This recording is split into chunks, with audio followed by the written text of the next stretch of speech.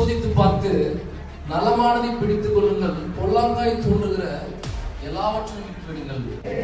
ஏமாற்றத்தோடு இருக்கலாம், இல்ல ஒரு வியாதியோடு கூட இருக்கலாம், ரொம்ப நாளா ஒரு காரியம் நடக்காம அது ஒரு பெண்டிங்ல இருக்கலாம், திருமணம் நடக்காம இருக்கலாம், குழந்தை பிறக்காம இருக்கலாம், இல்ல அபிஷேகம் பெறாம இருக்கலாம். ஆண்டவர் நீங்க ஒரு செட்டில் பண்ண போறாரு. ஏமேன். நம்ம இருதயத்தை சோதிச்சு பார்க்க சொல்றாரு. ஏமேன்.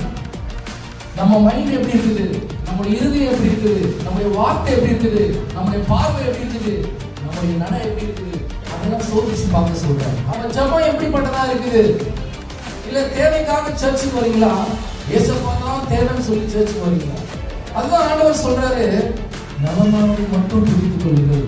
நலமானதை மட்டும் நீங்க பிடிச்சு கொண்டீங்கன்னு சொன்னா நமக்கு பரலோக நிச்சயம். இந்த உலகத்துல நமக்கு ஆண்டவர் என்ன ஆசீர்வாதம் வச்சிருக்காரோ அதை நம்ம சுதந்திரிக்க முடியும். ஆமென்.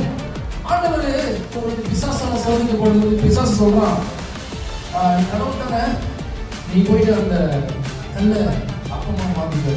சில நேரங்கள் நம்ம கூட தோணும், திடீர்னு நமக்கு ஒரு வீடு கிடைச்சிடாதா, சீக்கிரமா கல்யாணம் ஆயிடாதா, ஒரு 10 சவரன் செயின் கிடைக்காதா, இந்த மாதிரி ஒரு காரியங்களுக்காக நம்ம ஜெபம் பண்ணுவோம். ஆண்டவர் இருக்கிறார், எதை கேட்டாலும் ஆண்டவர் செய்வாருன்னு சொல்லி விசுவாசம் நமக்கு இருக்குது. நம்ம விசுவாசம் எப்படி போகுதுன்னு சொன்னா, நம்ம ஜெபம் எப்படிப்பட்ட வார்த்தையா மாறுதுன்னு சொன்னா ஒரு இச்சையான ஜெபமா மாறி. ஆனா ஆண்டவர் என்ன சொல்றாருன்னு சொன்னா, பிசாசை பார்த்து சொல்றாரு, மனுஷன் அப்பத்தினால் மாத்திரமல்ல தேவனுடைய வார்த்தையினால பிழைப்பான்.